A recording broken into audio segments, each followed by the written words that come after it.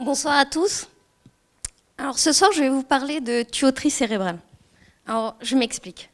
Le cerveau est irrigué par des vaisseaux sanguins dont le rôle est d'apporter l'oxygène et les nutriments, qui sont des éléments vitaux indispensables au bon fonctionnement de cet organe.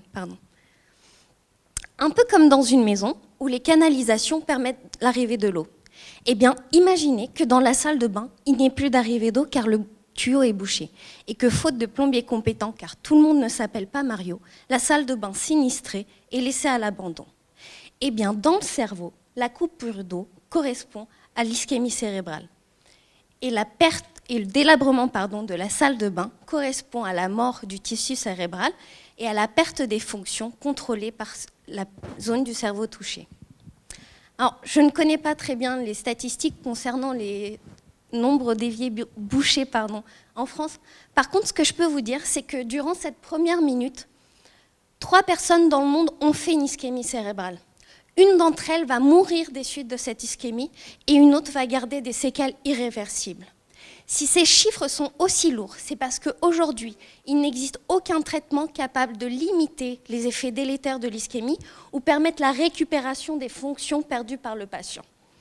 Alors oui, il y a bien un traitement, un médicament qui s'appelle le TPA et qui agit un peu comme le Destop, en permettant la dissolution du bouchon qui occlue le tuyau.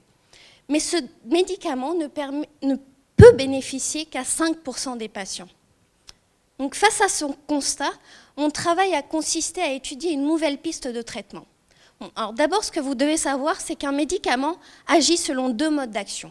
Soit en renforçant les mécanismes bénéfiques, aider les gentils, soit en bloquant les mécanismes délétères, arrêter les méchants.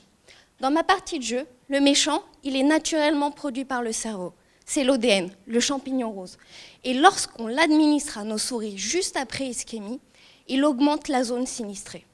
D'autre part, quand on utilise des animaux génétiquement modifiés, c'est-à-dire qu'ils ne vont plus pouvoir produire d'ODN, eh bien ces animaux vont présenter des plus petites lésions. Donc un level de gagné qui nous a amené à penser que peut-être l'anti-ODN, le champignon bleu, qui s'oppose aux effets de l'ODN, pourrait quant à lui protéger le cerveau. Donc en attendant de confirmer cette hypothèse, je vais retourner à ma plomberie et essayer de faire en sorte qu'on ne soit plus jamais game over face à l'ischémie cérébrale. Merci.